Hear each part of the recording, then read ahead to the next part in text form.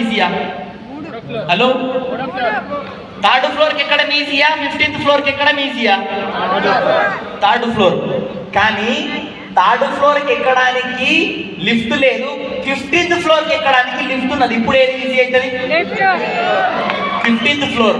So ఇక్కడ బయట చాలా మంది కష్టపడుతున్నారు, కష్టపడి 3వ ఫ్లోర్కి ఎక్కుతున్నారు. కానీ మన దగ్గర విన్నింగ్ టీం ఉన్నది. ఇది డైరెక్ట్ మనని 15th ఫ్లోర్ కాదు 50వ ఫ్లోర్ దాకా.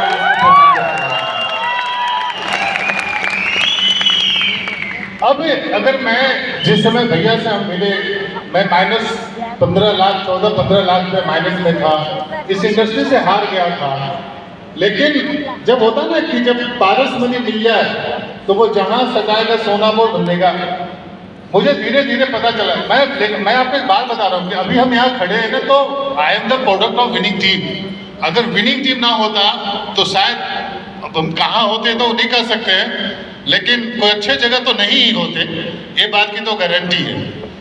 अब सवाल ये आता है कि एजुकेशन सिस्टम हमारे पास मिल गया, हमारे पास अच्छी अपलाइन है, हमारे पास अच्छा सिस्टम है, तो इस धरती पर कौन माई का लाल है जो सफलता से रोक सकता है?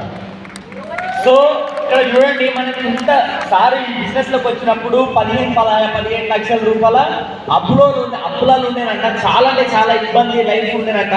కానీ ఎప్పుడైతే అట్లాంటి సిచ్యువేషన్ లో బారీ సార్ దొరికినప్పుడు సార్కి ఎట్లా అనిపిస్తుంది అంటే, పారస్ మనీ అంటే ఒక గొప్ప అవకాశం. అంటే ఏడ ముట్టుకుంటే ఆడ బంగారం అవుతుంది కదా, దాన్ని పారస్ మనీ అంటారంట. సో ఏడ ముట్టుకున్న వల్ల బంగారం అవుతుంది కదా, అట్లాంటి ఒక అవకాశం దొరికినట్టు అనిపిస్తుందంట.